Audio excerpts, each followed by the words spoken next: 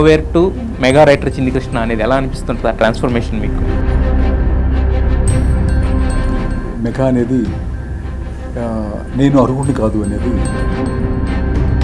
ఎవరికి షూట్ అవ్వదు, సెట్ అవ్వదు. నాకైతే అసలు సెట్ అవ్వదు.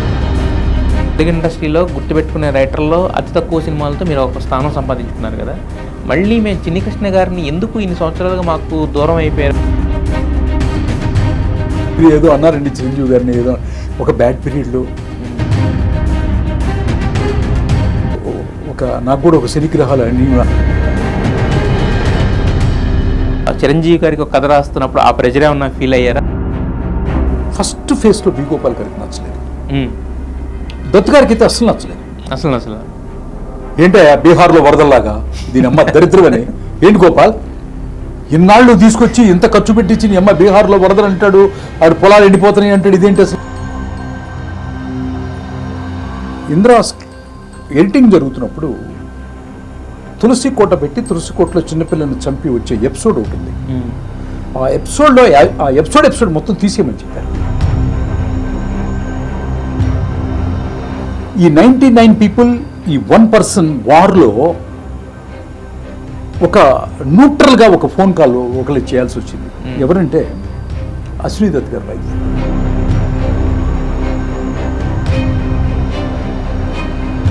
కాంతారా హీరో మనకు తెలీదు, డైరెక్టర్ తెలీదు, మ్యూజిక్ డైరెక్టర్ తెలీదు, కానీ 400 నుంచి 500 కోట్లు వచ్చింది. మరి చిరంజీవి గారికి ఎందుకు 400 కోట్లు 500 కోట్లు ఇంతవరకు రాలేదని మీరు ఎప్పుడైనా ప్రశ్నించుకున్నారా?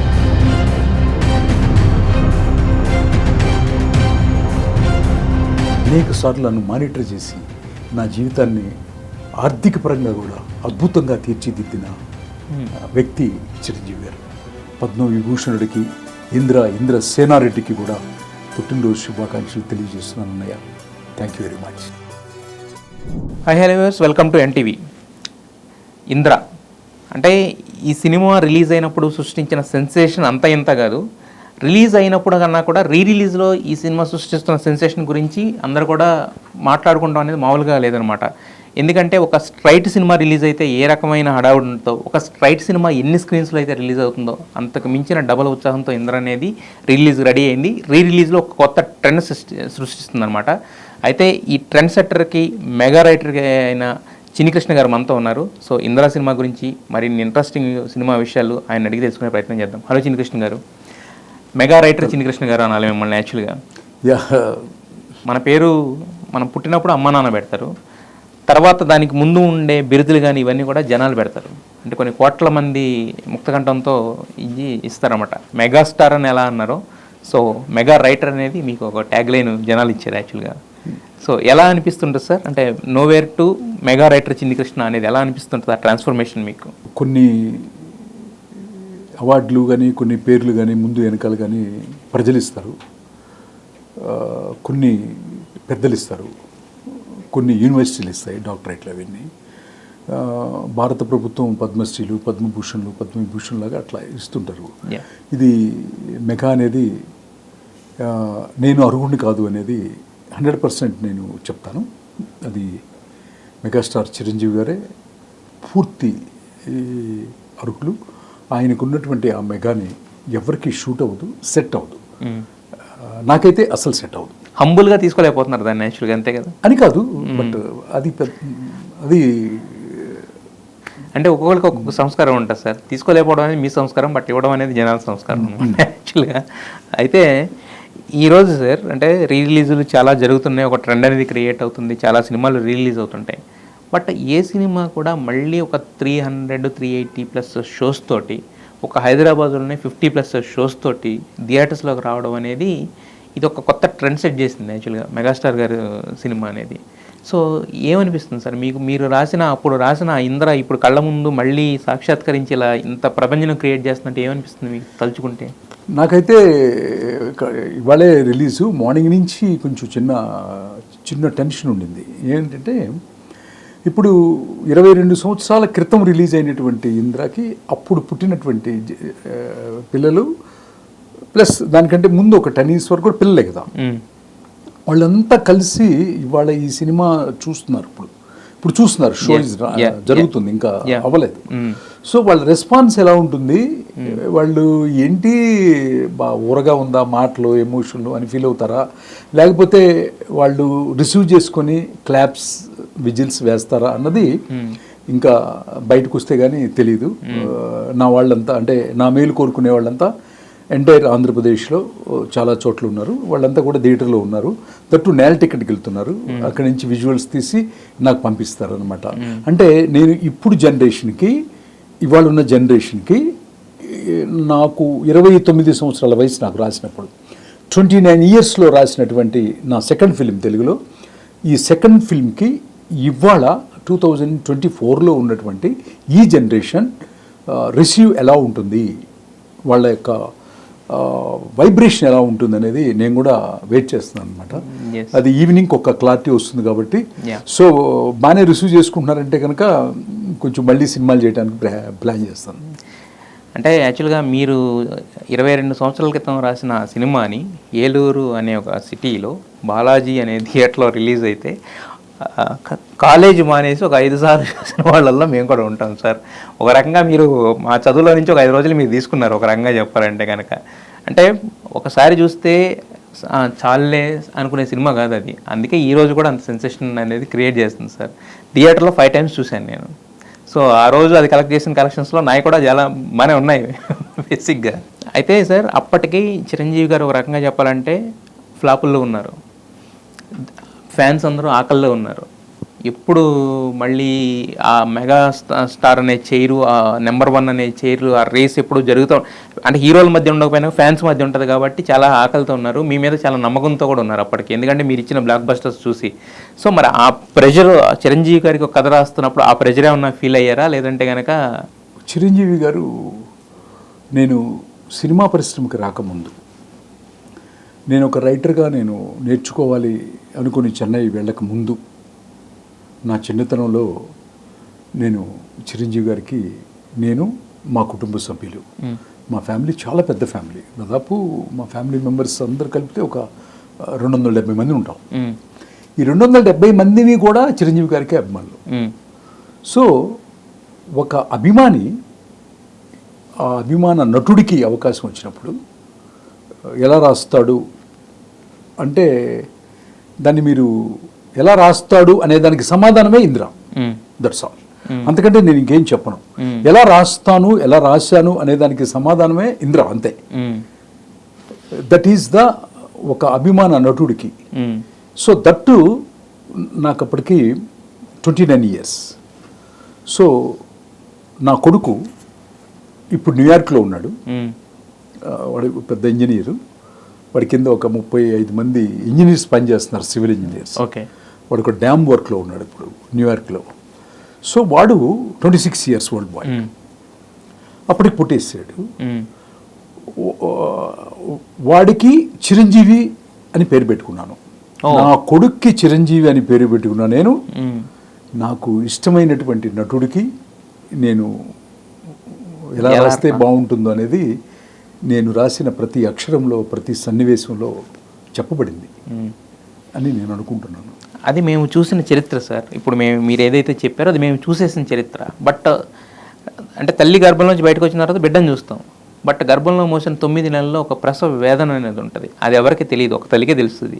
సో అలా ఒక అభిమాన నటుడికి రాసింది మీరు రాసేశారు. బట్ రాయాలి అని అనుకున్నప్పుడు, ఒక థాట్ మీద స్టిక్ అవ్వాలనుకున్నప్పుడు, అప్పుడు ఆయనకున్న ఇమేజ్ కానీ ఎలా మీరు దానికి ఒక బౌండరీ గీసుకుని మొదలుపెట్టారు? ఒకటి, దత్తాత్రేయుడు గారికి 27 మంది గురువులు ఉన్నారని దత్తాత్రేయ చరిత్రలో మనకి చెప్పబడింది.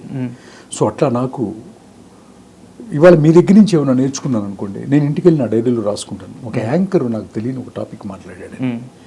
సో నాకు చాలామంది గురువులు ఉన్నారు. అందరికంటే ప్రధానమైనటువంటి గురువు గారు సుజాత రంగరాజన్ గారు, భాగ్యరాజ గారు, అట్లా చాలామంది అనమాట. పి వాసు గారు, చాలామంది నేను పనిచేసినటువంటి చాలామంది, కె విశ్వనాథ్ గారు. ఆయన దగ్గర పనిచేయకపోవచ్చు, ఆయన గురువే. సో ఏ యాంగిల్లో గురువు ఏంటనేది మీకు స్క్రిప్ట్లో మీ పోర్ట్రేట్ చేస్తున్నప్పుడు, రచించేటప్పుడు తెలుస్తుంది అనమాట. సో విశ్వనాథ్ గారి ఇన్ఫ్లుయెన్స్ నా మీద ఎక్కువ ఉంది, నేను ఆయన దగ్గర పనిచేయలేదు. సో బట్ నాకు ఏంటంటే సోల్ మేకర్, సోల్తో కథ రాయాలి, సోల్తోనే ఆవిష్కరించబడాలి ప్రతిదీ కూడా. అనేది నేను నేర్చుకున్నటువంటి ఒక నా గురువుల దగ్గర నేర్చుకున్నటువంటి ఇది నేను ఇప్పుడు అభిమాన నటుడికి రాస్తున్నాను.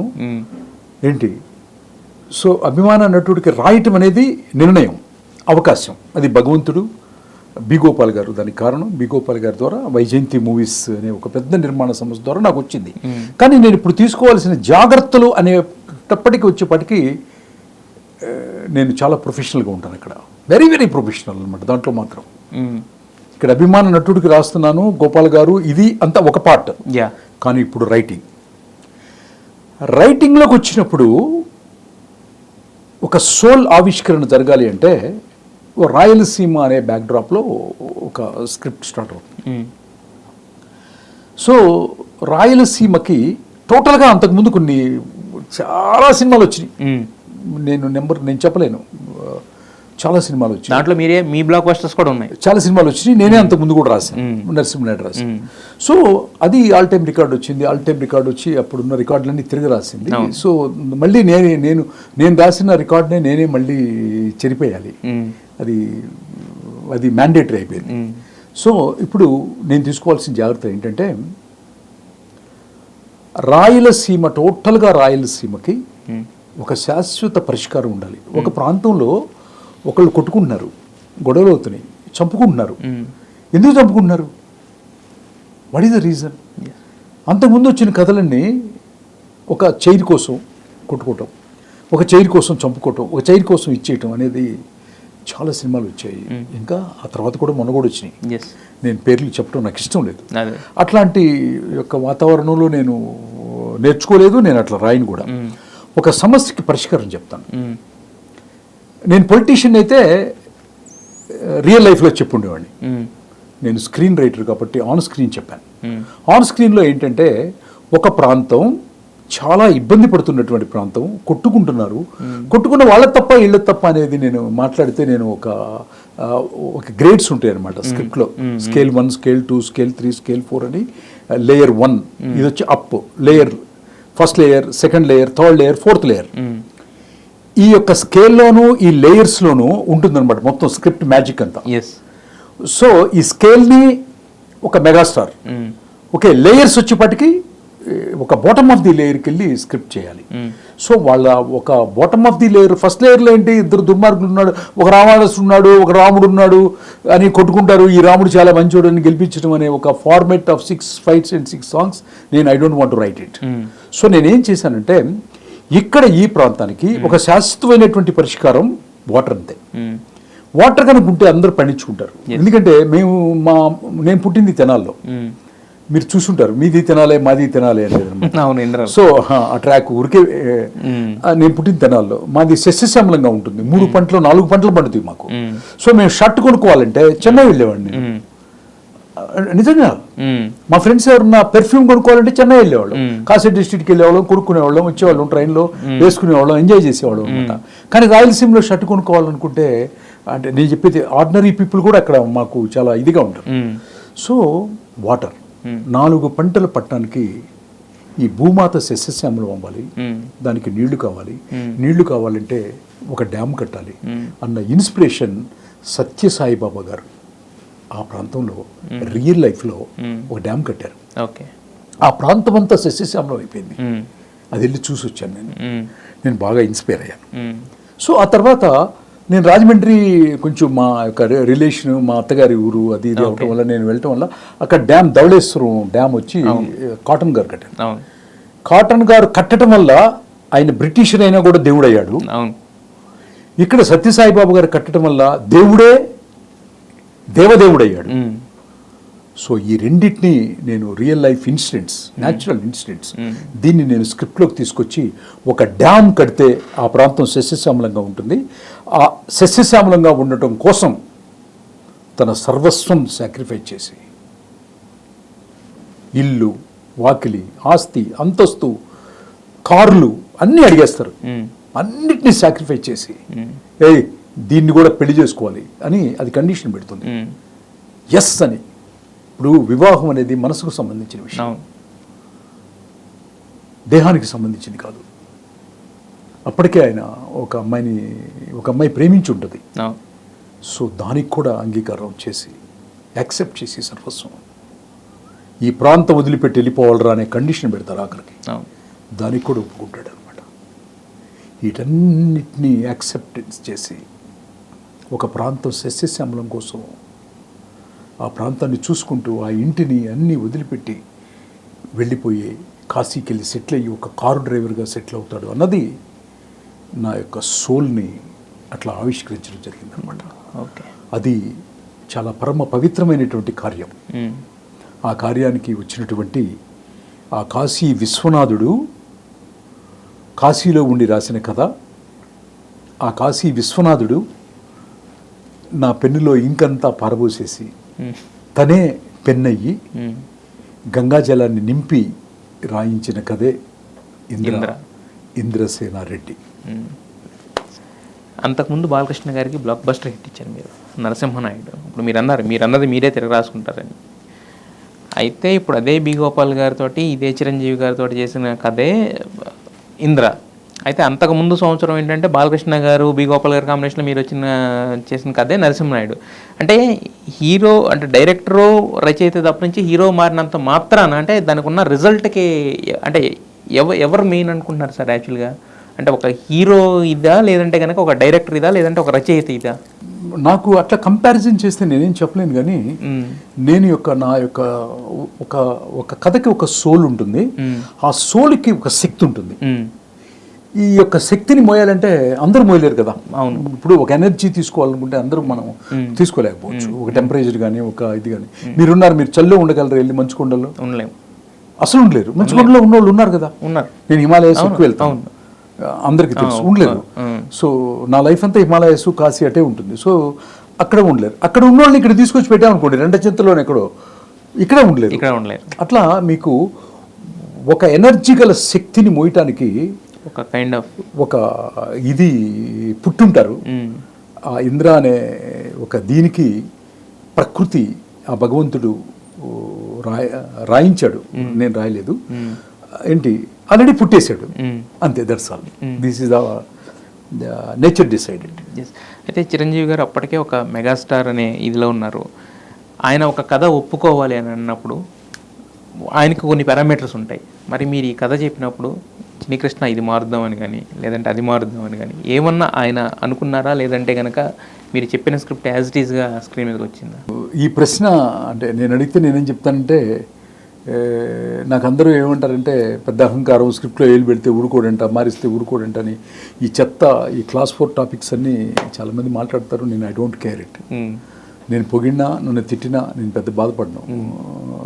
నేను అతీతుడు మీరు, అసలు కనీసం చూడను, అసలు నా చెవులు రిసీవ్ చేసుకోవడం. ఓకే. సో నాకేంటంటే చిరంజీవి గారు ఈ కథని, to be frank with you, first ఫేస్లో బి గోపాల్ గారికి నచ్చలేదు. దత్తు గారికి అయితే అసలు నచ్చలేదు. ఏంటయ్యా బీహార్లో వరదల్లాగా, దీని అమ్మ దరిద్రమని, ఏంటి గోపాల్ ఇన్నాళ్ళు తీసుకొచ్చి ఇంత ఖర్చు పెట్టించి నీ అమ్మ బీహార్లో వరదలు అంటాడు, ఆడు పొలాలు ఎండిపోతున్నాయి అంటాడు, ఇదేంటి అసలు అమెరికా నుంచి ఒక శ్రీదేవి రావాలా, శ్రీదేవి వచ్చేసేస్తే గ్లామర్ బ్రహ్మం లేసుద్ది, ఇంకోటి రావాలా, ఇట్లా లేసుద్ది అని చెప్పాడు. నాకు మా దత్తు గారు ఏమన్నా కూడా నాకు తండ్రి సమానులు అయినా అప్పటికి ఇప్పటికీ కూడా. సో నేను చాలా ఇదిగా తీసుకుని, నచ్చలేదు కాబట్టి వెళ్ళిపోతాను అన్నాను. చెన్నై బయలుదేరి వెళ్ళిపోతుంటే పరుచూరి గోపాలకృష్ణ గారు వెంకటేశ్వర గారికి అసలు కథ తెలియదు. పరుచూరి గోపాలకృష్ణ గారికి ఈ కథ మొత్తం తెలుసు, ఈ నడవడిక మొత్తం తెలుసు, ఎక్కడెక్కడ ఏమేం చెప్పారు అన్నీ తెలుసు, మొత్తం అన్నీ తెలుసు ఆయనకి. అశ్విన్ దత్ గారికి ఏం చెప్పాడంటే, ఆ అబ్బాయిని రేపు పొద్దున 10:30 చెప్పనివ్వండి చిరంజీవి గారికి, అర్థం డిసైడ్. ఈ లోపలే తను డిసప్పాయింట్ చేశారనుకోండి, డల్గా చెప్తాడు. తను ఇష్టం లేదనుకోండి వెళ్ళిపోతానంటున్నాడు. రేపు పొద్దున 10:30 చిరంజీవి గారి ఇంట్లో కథ చెప్పిస్తామని ఒక 6 నెలలుగా వర్క్ చేస్తున్నటువంటి ఒక రచయితని మీరు ఎట్లా హర్ట్ చేసి ఇదంతా కరెక్ట్ కాదు, ఒకసారి చెప్పిద్దాం. నేను చెప్పనంటాను, ఇది కాన్ఫ్లిక్ట్. నేను చెప్పను, నేను వెళ్ళిపోతాను. లేదు వాళ్ళ మాటలు ఏం పట్టించుకో, మాకు చిరంజీవి గారికి చెప్పాలి. గోపాలకృష్ణ గారు ఒక రచయితని నిజంగా గోపాలకృష్ణ గారే కనుక లేకపోతే నేను అసలు చెప్పకుండా వెళ్ళిపోయి ఉండేవాడు. చెప్పకుండా వెళ్ళిపోతాను, నా క్యారెక్టర్ అది. నాకు ఈ భూమి మీద ఎంతకాలం బ్రతికాను అన్నది ఇంపార్టెంట్ కాదు మిస్టర్ తారక్, నాకు ఇంపార్టెంట్ ఏంటంటే నా మనస్సుని చంపుకొని మాత్రం ఒక్క సెకండ్ కూడా బతకను అంతే. That is my character. So వెళ్ళిపోతా అన్నాను, ఆగాను. బికాజ్ ఆఫ్ నాకు ఇష్టమైన హీరో కదా, కనీసం ఆయన్ని చూడొచ్చు, ఆయనతో ఒక 2.5 గంటలు గడపచ్చు.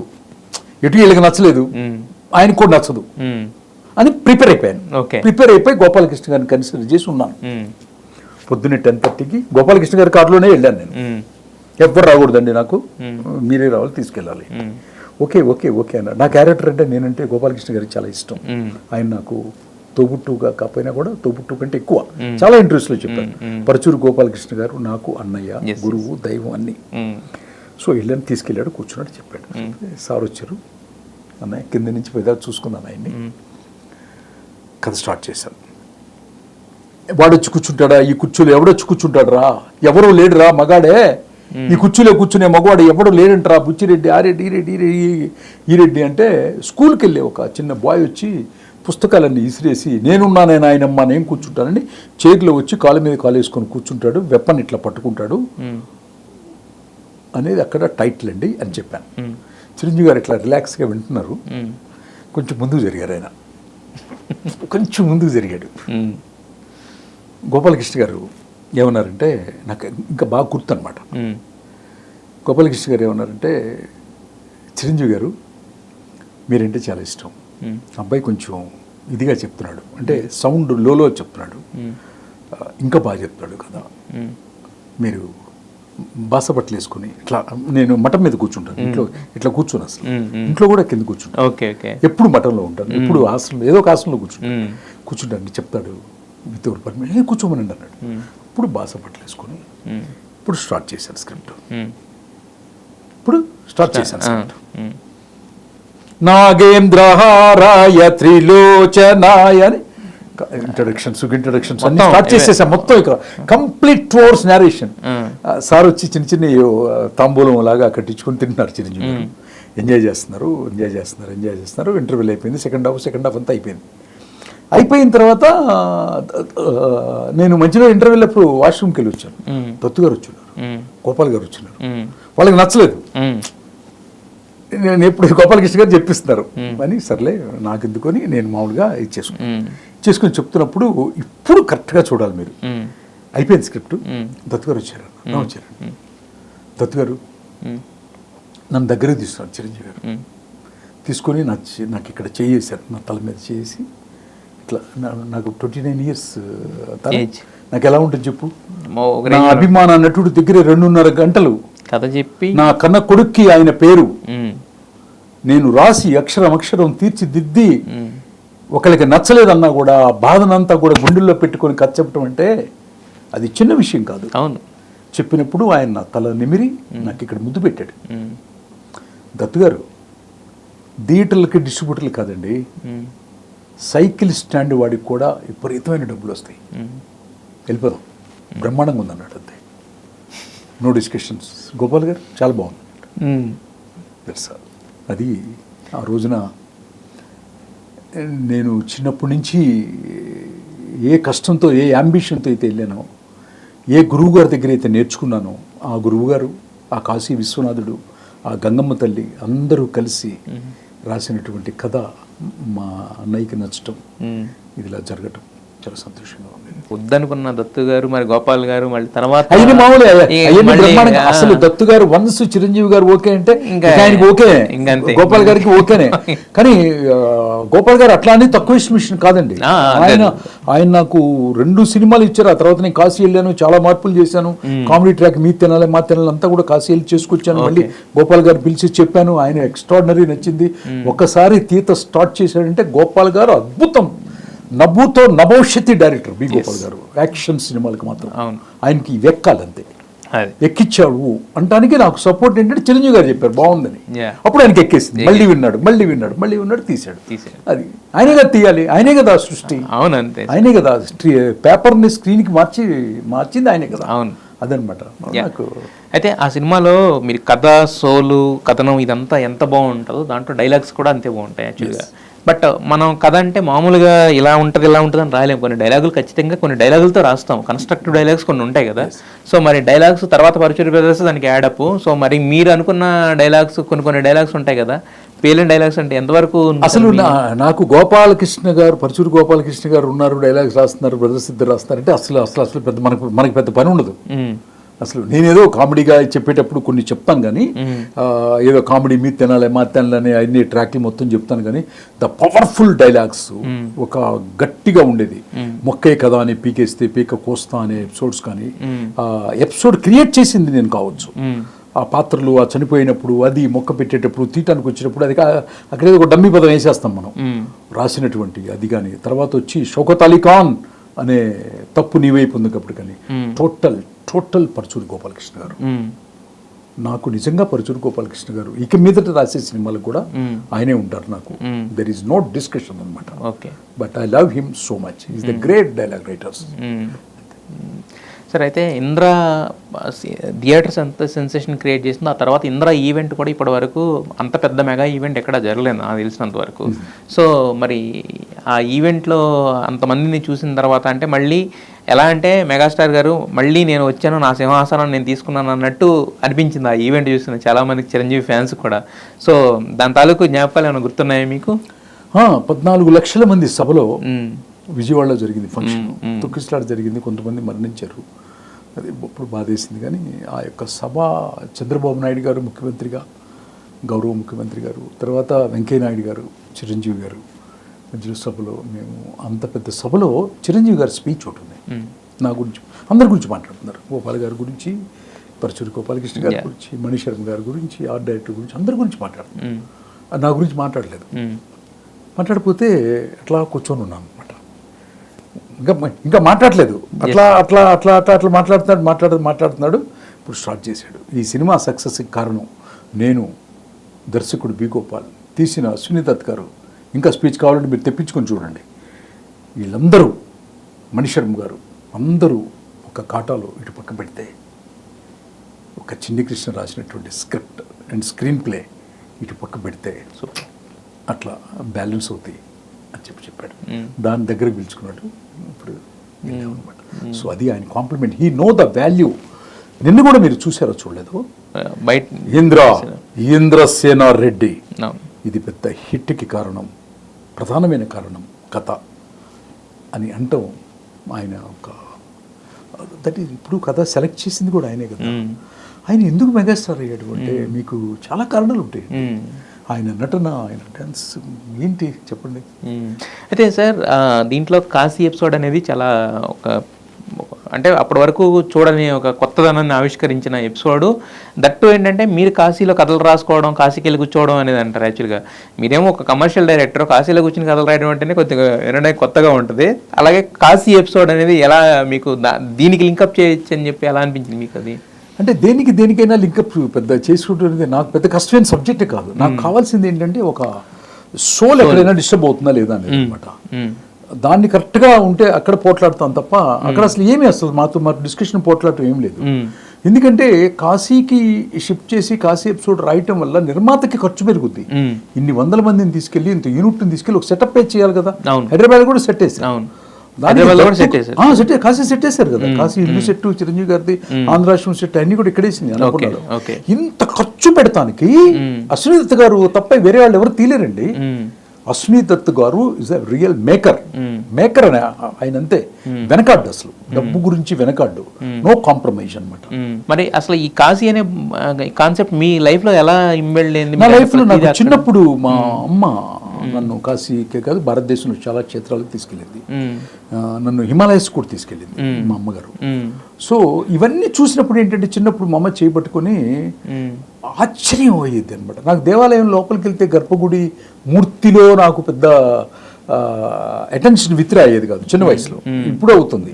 అందులో ఉన్న ఎనర్జీ ఏంటో తెలుసు, ఎవరు దాన్ని ప్రతిష్ఠించారో తెలుసు. ప్రతిష్ఠించినప్పుడు దానికి ఏం ఎనర్జీస్ ఇన్పుట్ అవుతాయి, నేచర్ నుంచి ఏమేమి తీసుకుంటుందని తెలుసు. అప్పుడు తెలియదు కదా. అప్పుడు ఏంటంటే దృశ్యం, ఆహా ఓహో అనేది అనమాట. ఈ ఆహా ఓహో అందరికీ చూపించాలన్నది నాకు దృక్పథం. అది అట్లా ఒక్కో సినిమాకి ఒకటి. అట్లా అట్లా ఒక్కొక్క సినిమాకి అనమాట. గంగోత్రి కోటి అట్లా, బద్రీనాథ్కి అట్లా అట్లా. Yes, sir. అంటే నేను అనేది కాశీలో ఉండి కథలు రాసుకోవడం అనేది నాకు చెప్పాను కదా చిన్నప్పుడు, ఇప్పటికి కూడా అంటే పెద్ద ఎగ్జాగరేషన్గా ఉంటుంది మీ ఇంటర్వ్యూలో, ఇది ఇందిరా కాబట్టి ఇట్స్ మై పర్సనల్ లైఫ్. ఎప్పుడైనా సరే నాకు కాశీ ఫ్లైట్లో వెళ్ళి నాకు ఇష్టమైన ఘాట్ ఒకటి ఉంది, ఆ ఘాట్కి వెళ్ళి కాల్ పెట్టగానే నా సొంత ఊరికి, నా సొంత ఇంటికి, గత జన్మలో నేను ఇక్కడే తిరిగాను అన్న ఫీలింగ్ నాకు ఇప్పుడు మీతో మాట్లాడుతున్నా కూడా ఉంది. దట్ ఈజ్ మై ప్లేస్ అనమాట. అక్కడే చిన్న ఇల్లు కట్టుకుంటున్నాను, అక్కడే సెటిల్ అవుతాను అంతే.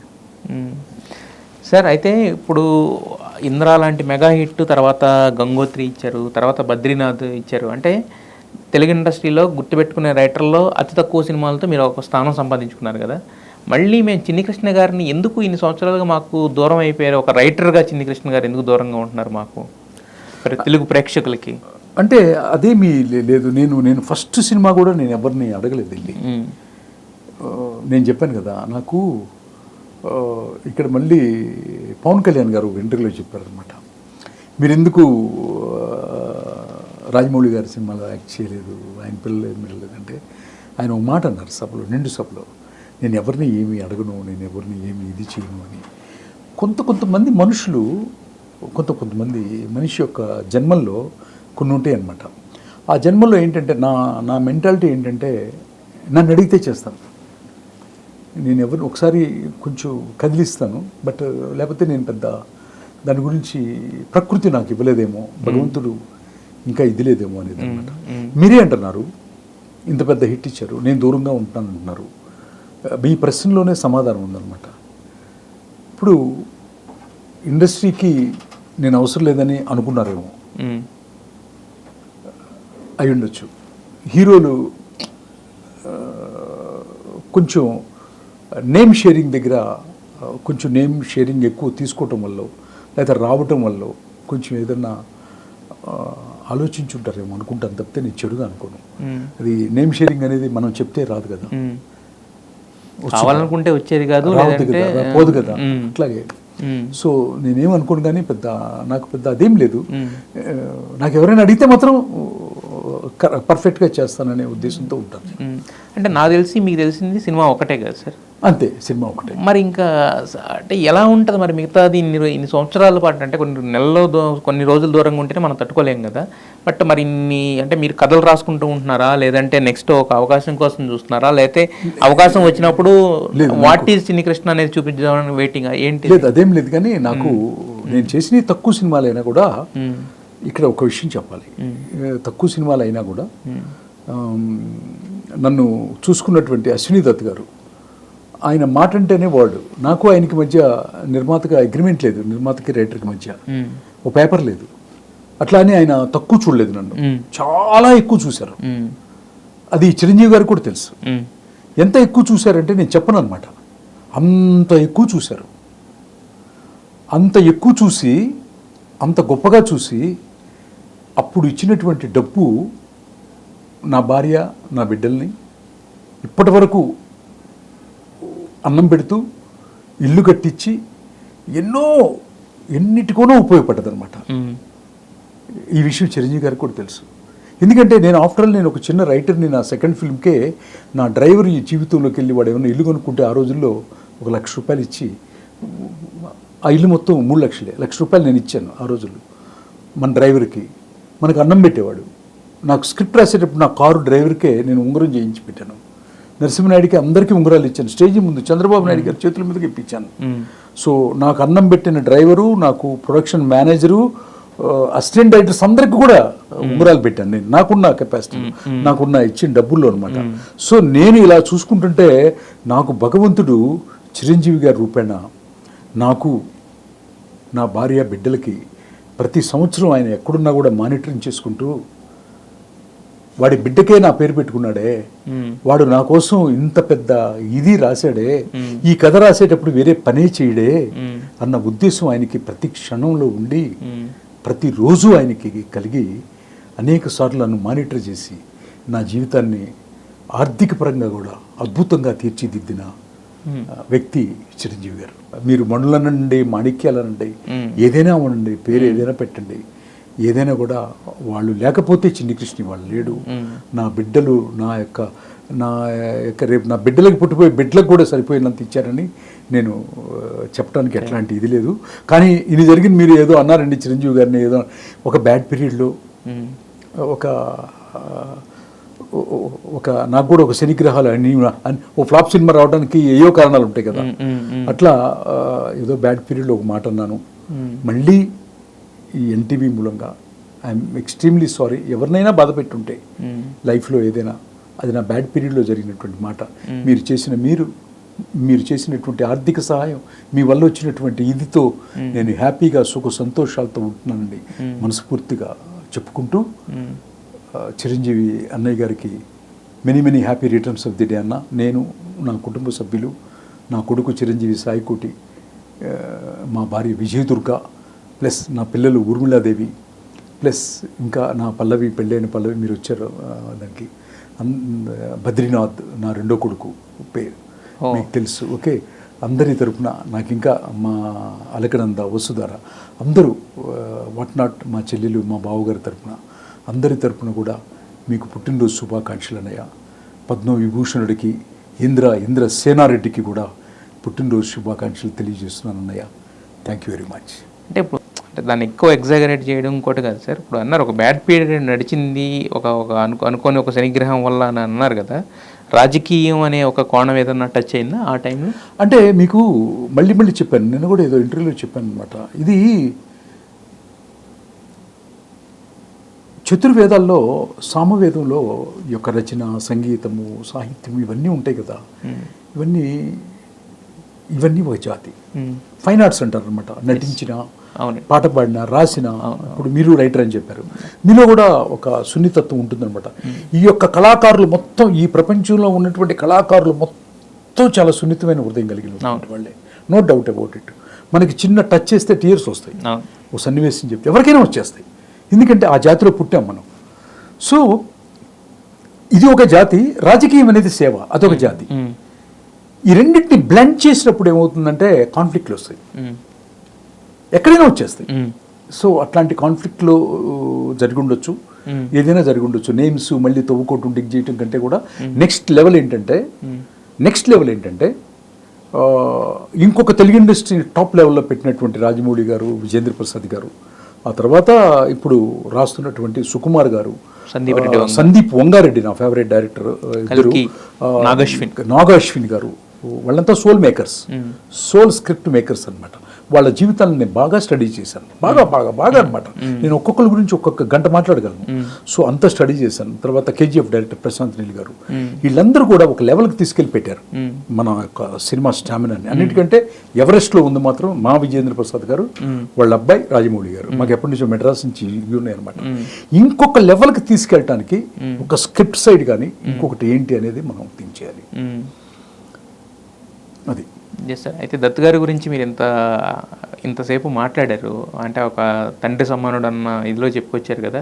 సో ఆయనకి ఇప్పటికి అంటే ఒకానొక దశలో ఒక వైజయంతి మూవీస్ అనేది కింద పడినా కూడా ఇప్పుడు నాగాశ్విన్ ఎప్పుడైతే ఎంటర్ అయ్యాడో అక్కడి నుంచి కూడా ఈరోజు చూస్తే మళ్ళీ అంటే అగ్ర నిర్మాణ సంస్థలో ఒకటి కింద తిరిగి నిలబడింది, బౌన్స్ బ్యాక్ అయింది అంటారు, ఆ రేంజ్లో నిలబడింది కదా.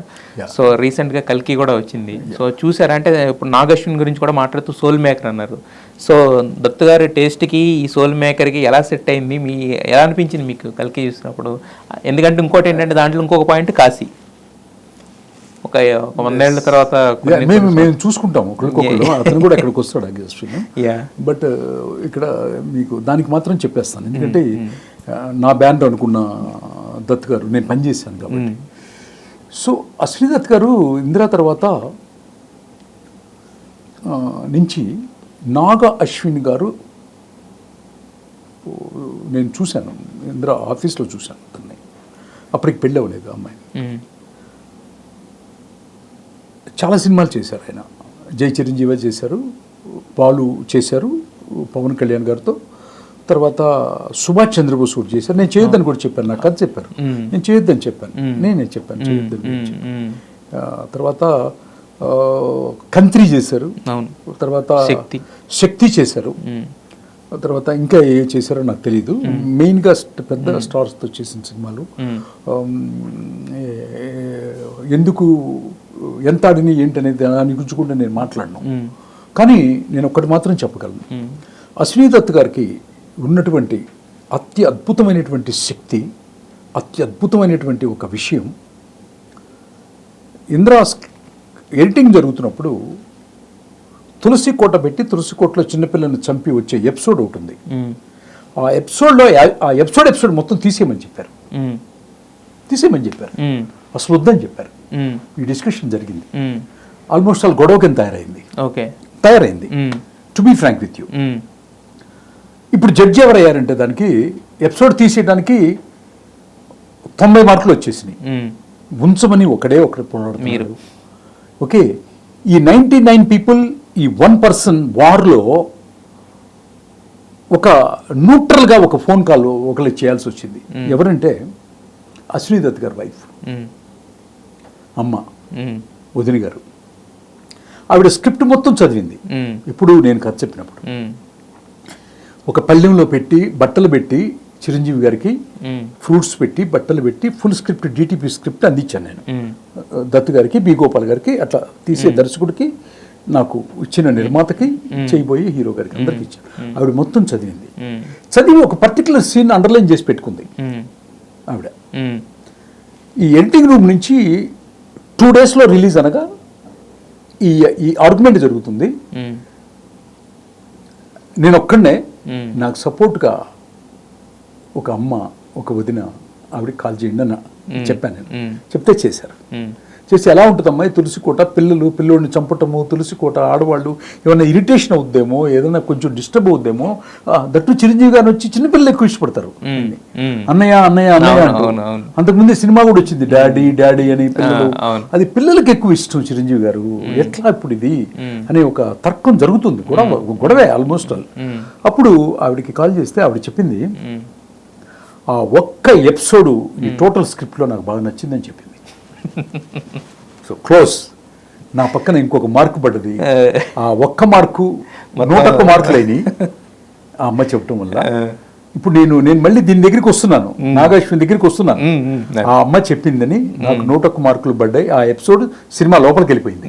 తులసి కోట ఎపిసోడ్ సినిమా ఎంత హిట్టో మీరు చూసారు. అంత అయిపోయిన తర్వాత మేము పూరి జగన్నాథ్ టెంపుల్ ఉంది, మేము రెగ్యులర్గా అప్పుడప్పుడు, నేను రైటర్ని, ఆవిడ ఇది గుళ్ళల్లో నాకు ఎక్కువ బెల్లంకొండ సురేష్ గారి వైఫ్ కానీ దత్తు గారి వైఫ్ కానీ చాలాసార్లు టెంపుల్స్లో కలుస్తుంటారు. నేను ఒక్కడనే వెళ్తాను, చూస్తుంటారు, నన్ను కూడా వాళ్ళు చూస్తుంటారు డివోటీగా. సో చూస్తున్నప్పుడు ఆవిడ కృష్ణ పరమాత్ముడి భక్తురాలు, కృష్ణుడి మెడలో వైజయంతి మాల ఉంటుంది. ఆ వైజయంతి మాలే వైజయంతి మూవీస్. ఆవిడికి చాలా కనెక్టివిటీ ఉంది శ్రీకృష్ణ పరమాత్ముడితో. ఆవిడికి పుట్టినటువంటి 3 పిల్లలు, 3 ఆడపిల్లలు.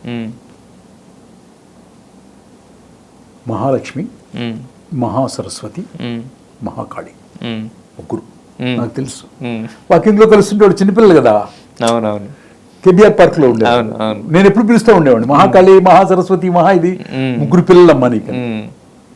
అట్లాంటిది నాగా అశ్విన్ అనే ఒక సరస్వతి పుత్రుడు, soulmate, highly knowledgeable personality. By cinema పరంగా నేను చెప్పట్లేదు, బై నేచర్. ఆటోమేటిక్గా వాళ్ళ జీవితాల్లోకి ప్రవేశించాడు. ఒక అమ్మాయిని ప్రేమించి వివాహం చేసుకున్నాడు. Total Vyjayanthi movies and Dattu గారు మొత్తం ఆ రోజునే మారిపోద్దని నాకు తెలుసు. ఒక డివైన్ పవర్ ఉన్నటువంటి ఒక శక్తిమంతుడు ఒక కుటుంబంలోకి ఎంటర్ అయిపోయిన తర్వాత, ఎవడే సుబ్రహ్మణ్యం, మహానటి, కల్కి, ఈ 3 చాలా తక్కువ చూస్తున్నారు. దీనిలో కూడా జాతిరత్నాలు ఉంది అంటే ఆయన స్క్రిప్ట్ ఇంకా పెద్ద చూడబోతున్నాం, ఇంకా ఇంకా పెద్ద చూడబోతున్నాం. అది నాకు తెలుసు, నాకు ఎప్పుడో తెలుసు, ఇంకా చూడబోతున్నాం అని. అంతే, నాకు తెలిసి కల్కి ఆల్ టైమ్ రికార్డు వచ్చుద్ది అనేది నాకు అప్పుడే తెలుసు, ఇప్పుడు కాదు. So that is the value of God blessed souls with the soul makers. Okay, మళ్ళీ చెప్తున్నాను, చిరంజీవి గారు, మీరు కాంతారా చూసారా? చూసా. కాంతార హీరో మనకు తెలియదు, డైరెక్టర్ తెలియదు, మ్యూజిక్ డైరెక్టర్ తెలియదు, కానీ 400 నుంచి 500 కోట్లు వచ్చింది. మరి చిరంజీవి గారికి ఎందుకు 400 కోట్లు 500 కోట్లు ఇంతవరకు రాలేదని మీరు ఎప్పుడైనా ప్రశ్నించుకున్నారా? ప్రశ్నించుకోలేదు. ఇండస్ట్రీ వేసుకోలేదు, ఎవరో వేసుకోలేదు. దర్శకులు వేసుకోవట్లేదు, నేను మాత్రం వేసుకున్నాను. మీకు వచ్చిన ఆన్సర్ ఏంటంటే, నాకు వచ్చిన ఆన్సర్ ఏంటంటే రిషబ్ శెట్టి ఈ తెలుగులో ఎవరికి తెలియని అతనే ఒక 500 కోట్లు వస్తే ఇంతమంది కోట్ల మందికి తెలిసినటువంటి బాలకృష్ణ గారు, ఈవెన్ చిరంజీవి గారు, ఇంత ఇమేజ్ ఉన్నటువంటి వ్యక్తులకి సోల్తో గనక మళ్ళీ ఒక్క స్క్రిప్ట్ వస్తే it will cross, it will check, there is no doubt. Love you అన్నయ్య, I will meet very soon. ఆ స్క్రిప్ట్ మీదే అనుకోవచ్చా నెక్స్ట్? నేను అట్లా మాట్లాడకూడదు. సోల్తో తగినటువంటి ఒక కథ ఆయనకి వచ్చుద్ది, ఈ ప్రకృతి పెట్టుద్ది. ఆ పెట్టినప్పుడు మాత్రం భూమి బదలైపోతుంది. అది రాసేది మీరు ఇప్పుడు ఎందుకు అనుకోకూడదు? ఇప్పుడు ఇంతకు ముందు ఒక స్క్రిప్ట్ అందించిన చిన్నకృష్ణ గారు, అది ప్రకృతి డిసైడ్ చేయాలి కదా. Nature will decide the combination and set. నేను అనుకుంటే అవ్వదు, మీరు అనుకుంటే అవ్వదు, ఇంకొకళ్ళు అనుకుంటే అవ్వదు. నేచర్ అనుకుంటే అవుద్దా? అవదు. నేచర్ అనుకుంటే అవుతుంది, అంతే కదా. ఇప్పుడు జై చిరంజీవి ప్లేస్ లో నా కథ ఎందుకు ఉండకూడదని నేను అనుకున్నాను అనుకో, అవుద్దా? అవుదు. అది అట్లా మన చేతిలో ఉండదు మిస్టర్ తారక్, ఎవరి చేతిలో ఉండదు. It is not with me, nature will decide. బేసిక్గా ఇండస్ట్రీలో ఏంటంటే వారసత్వం అంటే ఎంతసేపు కొడుకులను చూస్తారు కానీ కూతుర్ని చూస్తే చాలా తక్కువ. బట్ మళ్ళీ ఆ దత్తు గారికి ఒక పూర్వ వైభవం, బట్ నేను అంటే కొన్ని ఎగ్జాంపుల్స్ ఇలాంటివి సెట్ చేసి చూపించి చెప్పడానికి ఉంటాయి సార్ మనకి ఫ్యూచర్. ఇది ఇప్పుడు అమ్మాయిలు కూడా ఏ రేంజ్కి వెళ్తున్నారని చెప్పడానికి. నేనేమన్నా తప్పు మాట్లాడుంటే క్షమించండి దత్ గారు. నేను నాగలక్ష్మి గారు అంటే, మీ అల్లుడు గారు అంటే నాకు ఇష్టం. పిల్లలన్నా, వదిన గారన్నా, మీరన్నా పంచ ప్రాణాలు. ఒక రకంగా అందరూ మెగా అభిమానులు అందరూ పండగ చేసుకుంటున్న తరుణంలో మీరు ఆ సినిమాకి సంబంధించిన అంటే సినిమాని ఇన్నిసార్లు చూసాం కానీ దాంట్లో విషయాలు మీలాంటి వాళ్ళు చేయవచ్చు బయటకు వచ్చి చెప్తాను కానీ ఇది. బట్ అంటే ఎక్కడ పుట్టింది స్క్రిప్ట్, ఎక్కడ ఆయన చేతుల్లో పడింది, ఎంతవరకు వెళ్ళింది అనేది చూస్తున్నాం. సో ఇప్పుడు కూడా మొత్తం మీరు అన్నారు ఒక ఈ తరం వాళ్ళు ఎలా రిసీవ్ చేసుకుంటారని. ఈ తరాలు కాదు, 10 తరాల తర్వాత కూడా ఇంద్ర అనే సినిమా వస్తే కనుక ఇప్పుడు కొన్ని మనకి క్లాసిక్స్ అంటాం కదా సార్, ఆ క్లాసిక్స్ వరుసలో ఇంద్ర అనేది కూడా నిలిచింది. దాంట్లో అయితే అలాంటి తిరుగులేదు. సో అయితే మీరు త్వరగా ఇన్ని బ్లాక్ బస్టర్స్ మాకు ఇచ్చిన చిన్నకృష్ణ గారు త్వరగా మరొక బ్లాక్ బస్టర్స్తో మళ్ళీ మమ్మల్ని పలకరించాలని మనస్ఫూర్తిగా కోరుకుంటున్నాం. మనస్ఫూర్తిగా ప్రకృతిని కోరుకుంటే జరుగుతుంది అనమాట. అయితే మీ ఇంటర్వ్యూ మొత్తంలో నేను అండర్లైన్ చేయాల్సుకున్న పాయింట్ ఒకటి, సోల్ గురించి, సోల్ ఆఫ్ ద మూవీస్ గురించి ఇంత మాట్లాడుతున్నారు యాక్చువల్గా. సో ఆ సోల్ అనే పాయింట్ చూడడానికి 4 అక్షరాలే ఉంటుంది కానీ తెలుగులో 2 అక్షరాలు ఉంటుంది కానీ 2 నిమిషాల్లో 4 నిమిషాల్లో చెప్పదగింది కాదు. దానికైతే ఒక సపరేట్ ఇంటర్వ్యూ ఒకటి కావాలి. తప్పకుండా. నేను అదే సురేష్ రామానాయుడు గారు అబ్బాయి సురేష్ బాబు గారితో నేను ఎక్కువ మాట్లాడుతుంటాను. నాకు ఆయన మంచి ఒక వెరీ గుడ్ పర్సన్, నాకు చాలా ఇష్టం. సో ఆయన కూడా మాట్లాడుకుంటున్నాం. చిన్నకృష్ణ గారు మీరు మీరు చెప్పినటువంటి ఒక 30 ఫిల్మ్స్ 40 ఫిల్మ్స్ మీరు ఎగ్జాంపుల్ చెప్తున్నారు. ఈ 30 ఫిల్మ్స్ కలిపి ఒక 30 ఎపిసోడ్స్ చేసి నెక్స్ట్ జనరేషన్కి మీరు అందించాలనేది ఆ త్వరలో వీఆర్ ప్లానింగ్ అనమాట. VR planning. 11 సంవత్సరాలు కష్టపడి నేర్చుకున్న విద్య, ఆ విద్యని 11 నిమిషాల్లో చెప్పేది కాదు. అవును. బట్ కాకపోతే మీతో ఒకసారి అంటే ఇప్పుడు ఇంద్ర సందర్భంగా మాట్లాడుకున్నాం కాబట్టి ఇంద్ర విషయాలు మాట్లాడుకున్నాం. ఇంకొక సందర్భంలో మీరు ఒక టైం ఇస్తే కనుక మిగతా విషయాలు, మిగతా సినిమాల విషయాలు, తప్పకుండా మిగతా విషయాలు కూడా మాట్లాడదాం. తప్పకుండా. నాకు అన్నిటికంటే ముఖ్యంగా ఈ అవకాశం ఫస్ట్ నా పేరు స్ఫురించింది సినిమా అవకాశం రాగానే బి గోపాల్ గారు, అన్నా నరసింహనాయుడు ఎప్పుడు చెన్నైలో నేను అడగకుండానే మా ఇంటికి రాంప్రసాద్ని పంపించారు. చిన్ని ఏదైనా కథ ఉంటే చెప్పమను అని. జన్మలకి మీ రుణం నేను ఎలా తీర్చుకోవాలో తెలియదన్నా. కానీ ఇందిరా తర్వాత